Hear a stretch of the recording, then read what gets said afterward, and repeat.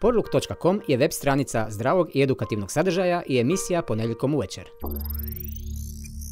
Dobrodošli u još jedan Porluk. Evo, danas ćemo pričati o jednom filmu, o premijeri novog filma, iako u sjeni javnosti zbog različitih, rekao bih, crnjaka o kojima se priča. I jedna druga tema ovih je dana na tapetu brojnih Riječana, možda puno zanimljivija ili bar veselija od, raznih bočica, ubojstava i nekih drugih crnjaka. Dugo najavljivani i novi akcioni i duhoviti film, jedinstveni u Hrvatskoj po činjenici da su glavne uloge ostvarili mladi sa invaliditetom uz pomoć brojnih gostiju, konačno će doživjeti svoju premijeru 20.11. u ponedjeljak u HKD-u na Sušaku od 19 sati. Saznaćemo zašto trubač uvijek trubi par put, mogu li još jednom tajni agenti dobrih sila spasiti svijet od uništenja, kakve veze imaju svemirci sa rimskim centurionima i frankopanima, i tako neke slične čudnovate priče. Što se desi ako nam u svijetu zabrane glazbu i ako priroda oko nas počne umirati? Što bi se desilo? Što vi mislite? Mnogo su takva pitanja postavili vrijedni momci i djevojke iz našeg Spiritovog tima u kabrio vozilima, a kako su odgovorili na njih uskoro ćemo saznati. Evo, ostalo nam još 7 dana čekanja. Svi su nekako nestrpljivi. Ja ću vam danas pustiti malo što sam razgovarao sa ekipicom, pa ćete vidjeti kako su nestrpljivi. Čak već zazivaju novi nastavak, a nisu još ni ovaj premijeru vidjeli. U svemu su im pomogli zanimljivi gosti. U filmu su u manjim ulogama Mile Kekin iz Hladnog piva, Asim Ugljen, glumac Šajeta, Krešimir Mišak, Mario Kovač i mnogi drugi. A s obzirom na brojne upite onih koji nisu vidjeli prethodne dijelove serijala, mi smo odlučili pustiti i 2 kraća uratka koja su prethodila ovome novom filmu. Naravno, prisutni će biti i glavni glumci i glumice, nadamo se i ovi gosti koje sam nabrojio, ako budu mogli doći, pa ćete moći zatražiti i autograme od svih ako vam se sve svidi, a vjerujem da hoće. Znači, u Atri HKD-a nećemo jer je već skoro rasprodan, tako da razmatramo opciju zakazivanja velike dvorane, pa se mole svi koji žele doći pogledati film da odmah rezerviraju svoje mjesto kako bi se, ukoliko potreba za mjestima bude veća, uspjeli reorganizirati na vrijeme. Ulaznicu možete zakazati na www.spirit-3.hr uz donaciju po vašoj želji, znači nema fiksnog upada. Onoliko koliko smatrate da film i projekt vrijede, toliko možete donirati. Dakle, trubač uvijek trubi par put, akcioni i duhoviti film, jedinstven u Hrvatskoj, je u HKD-u 20.11. u 19 sati. Porluk.com.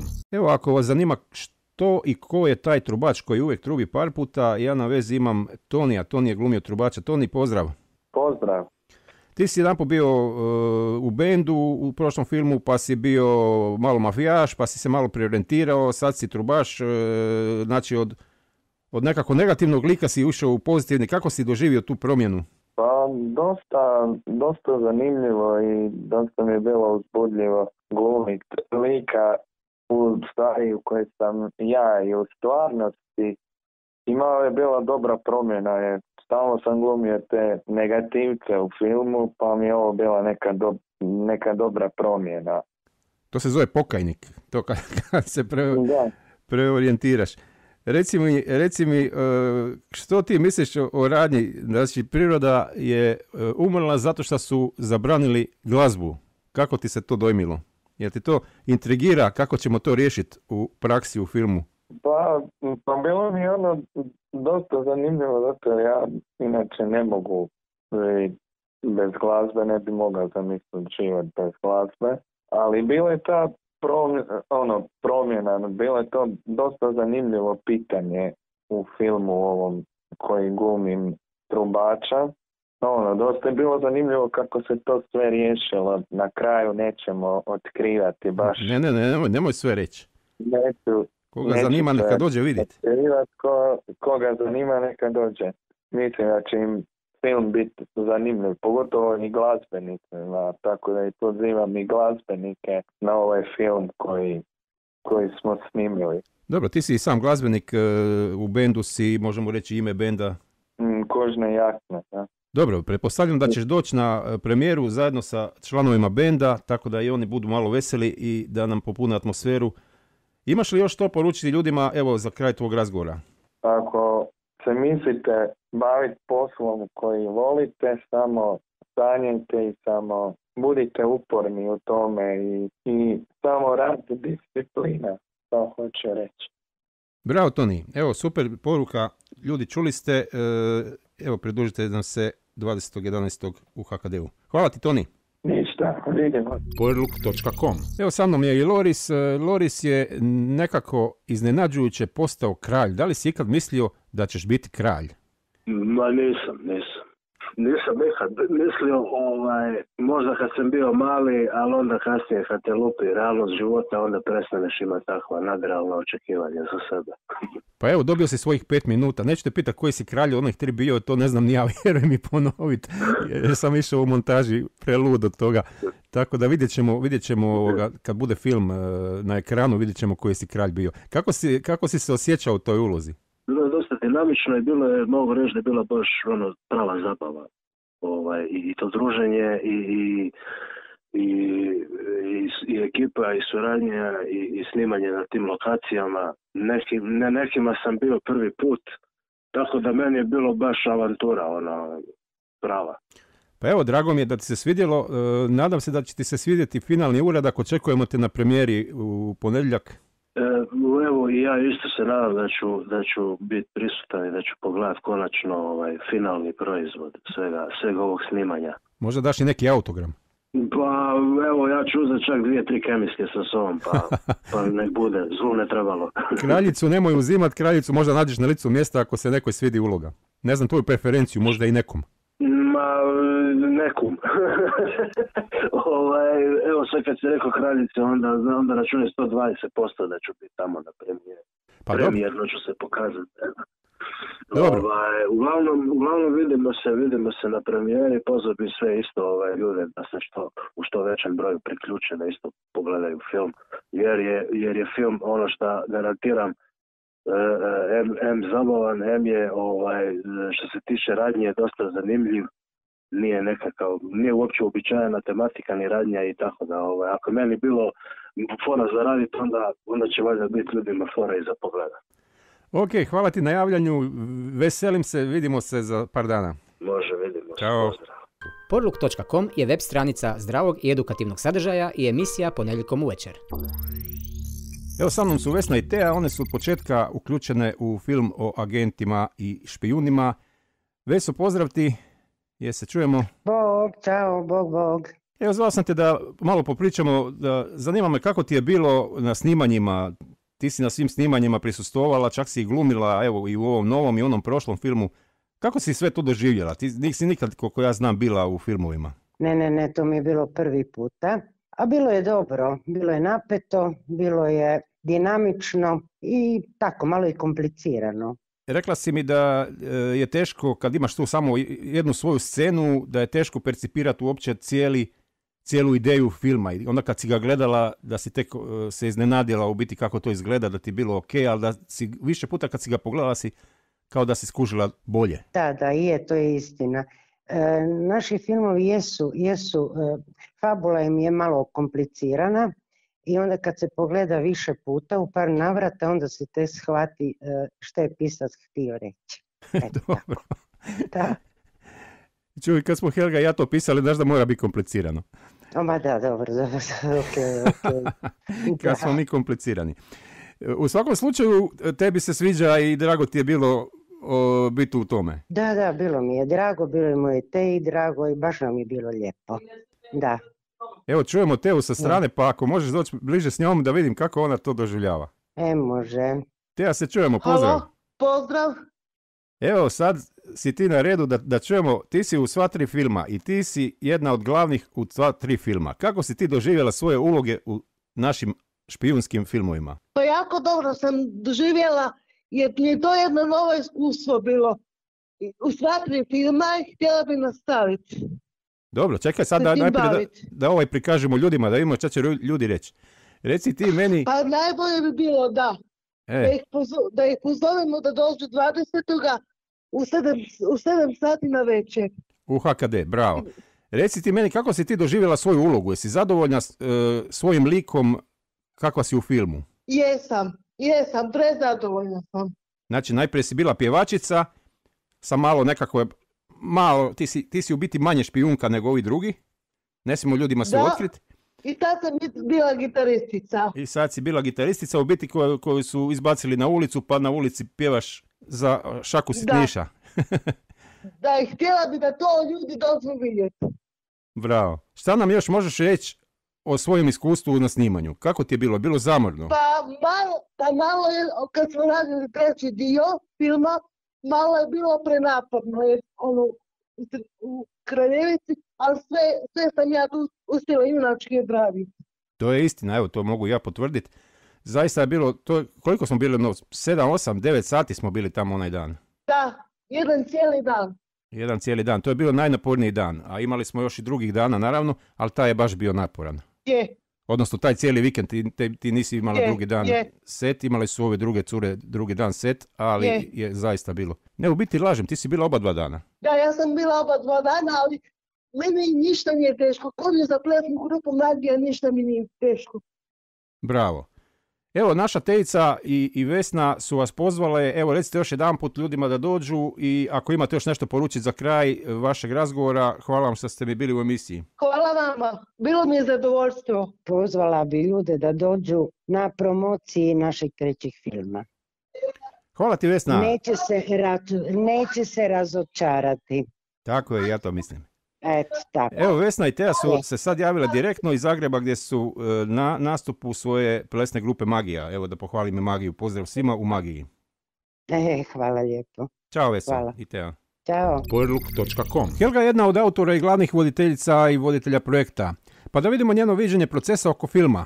Proces oko filma je vrlo velik i sastoji se od puno procesića, pri čemu su procesići ogromni, rekla sam procesići jesu dio procesa, pa da napravim neku razliku, ali svaki još zauzme jedan ogroman bunar, jedno ogromno polje rada, znači od smišljanja ideja do ovog trenutka smišljanja najboljih rješenja u nekoj završnoj montaži. Kad smo već kod toga, koja je najdraža tebi funkcija? Znači, učestvovala si u pripremu scenarija, odglumila si ulogu, bila si asistent u montaži, režirala si, šta znaš, šta si sve drugo radila, da ne nabrajam jer je zaista previše toga. Koja ti je od toga uloga najviše pasala? A koja te najviše frustrirala? Ima tu još slojeva osim frustracije i zadovoljstva. Evo, krenut ću od iskrenog zadovoljstva kako ti same scene za priču i priča padaju na pamet onako kad smo lunjali autom po šumarcima i kiši, tamo po Novom Vinodolskom, odnosno njegovoj zaleđu, Dreveniku, Bribiru.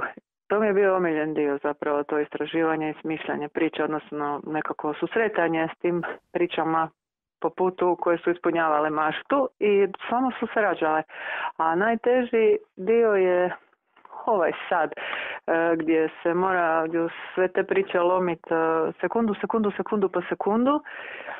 Znači nekakva ozbiljna predmontaža i suočavanje sa s poteškoćama na terenu, pošto mi radimo sa osobama mladim s poteškoćama i nekad stvarno ima beskrajno ponavljanja, zastekivanja, gdje nikom ne bi palo na pamet da će se zastati i tako po nekoliko puta čitanja ne ovog teksta nego onog, baš mi treba, 15 kava.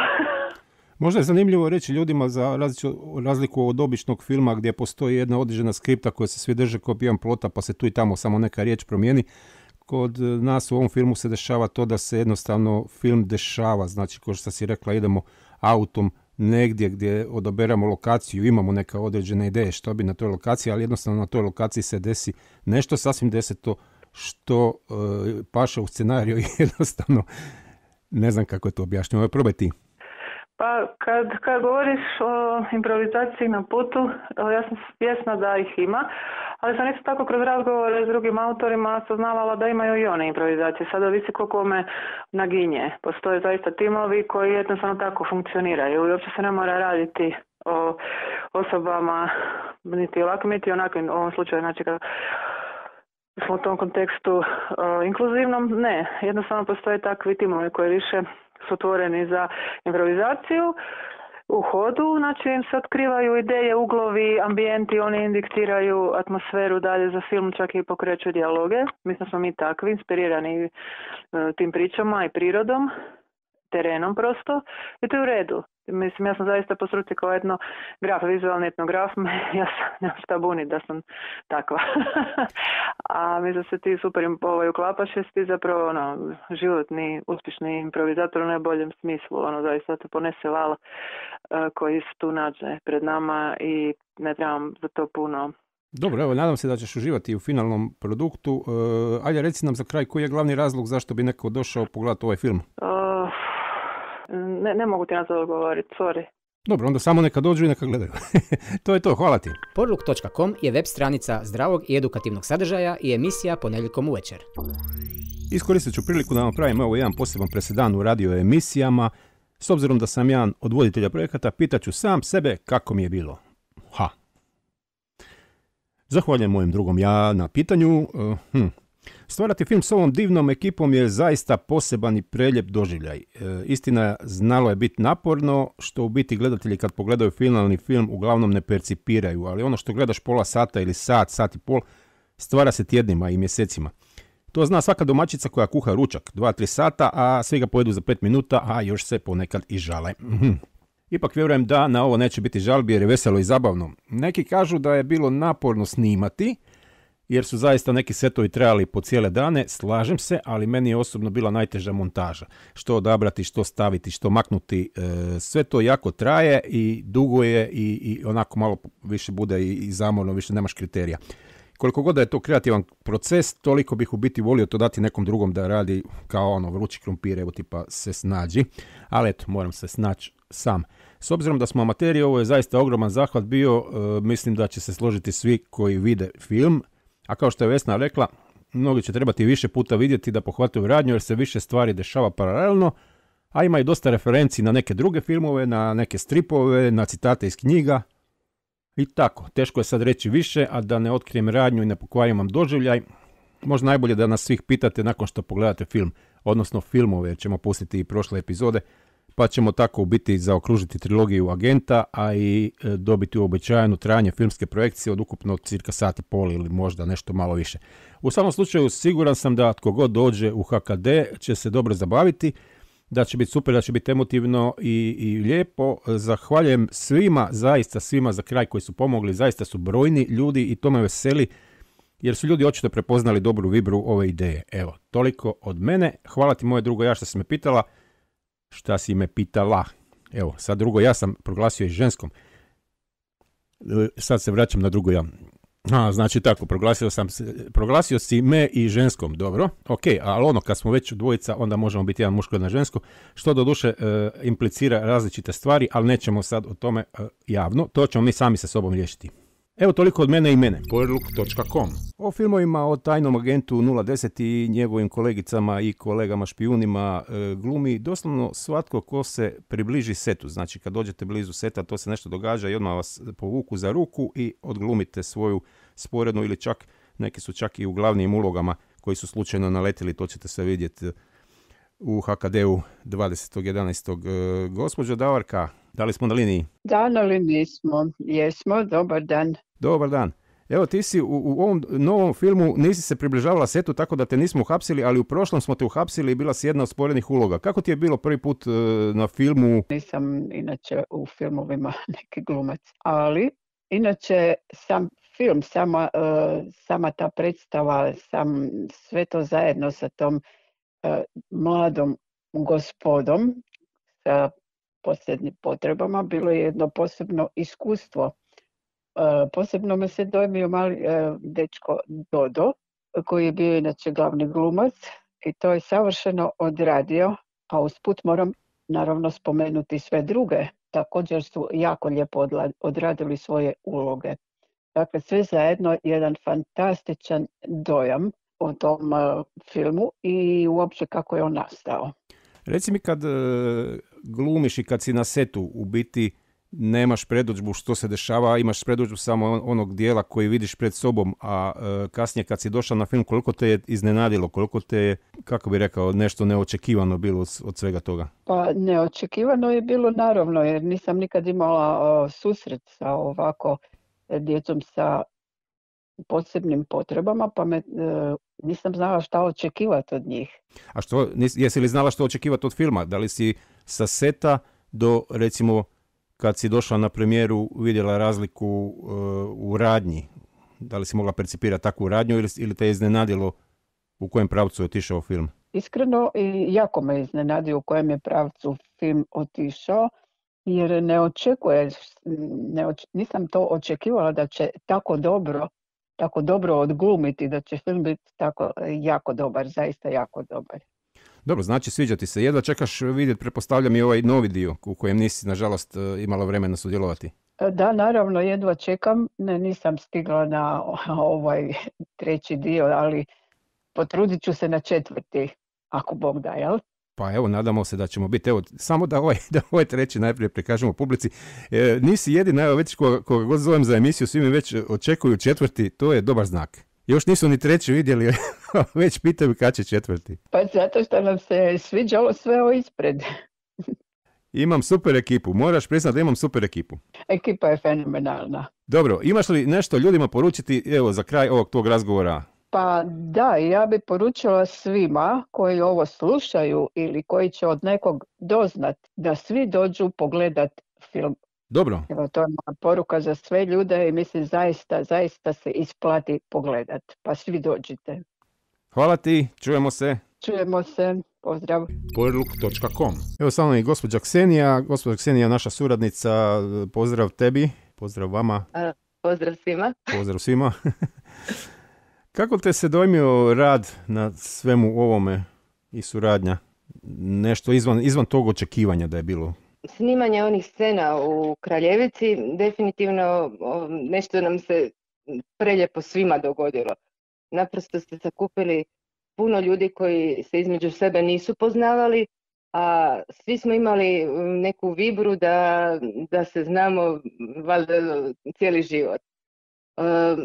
Ja sam tamo došla odraditi nekakvu mini ulogicu, međutim sa ozljedom koju sam na Kralježnici imala i u vrijeme kada sam se dosta propitivala šta sad sa tom ozljedom mogu i odjednom sam vidjela da mogu i glumiti, da mogu biti vizažist i sufler i ne znam, bio je to jedan dupkom pun dan, kreativan, šaren, veseo, evo, nešto što svi pamtimo, evo ga, koji smo bili tamo. I zvala sam prijatelje da dođu, kolege, i mislim da im je žao da nisu došli statirati.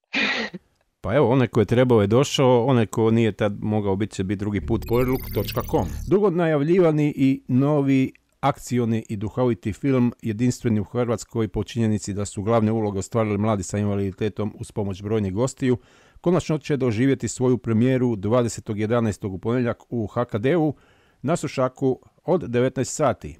Saznaćemo zašto trubač uvijek trubi par put, mogu li još jednom tajni agenti dobrih sila spasiti svijet od uništenja, kakve veze imaju svemirci sa rimskim centurionima i frankopanima i tako neke slične čudnovate priče.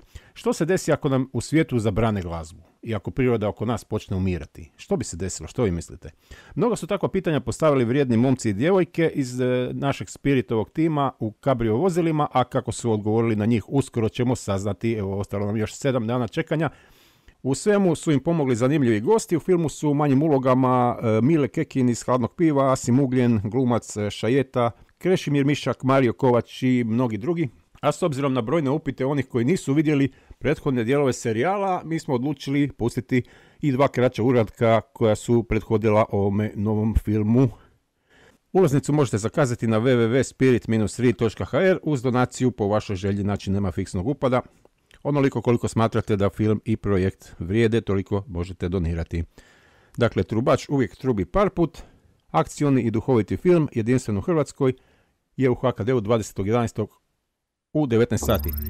Dnevna doza pozitive, poerluk.com, svakog ponedjeljka uvečer. Dnevna doza pozitive, powerlook.com, svakog ponedjeljka uvečer.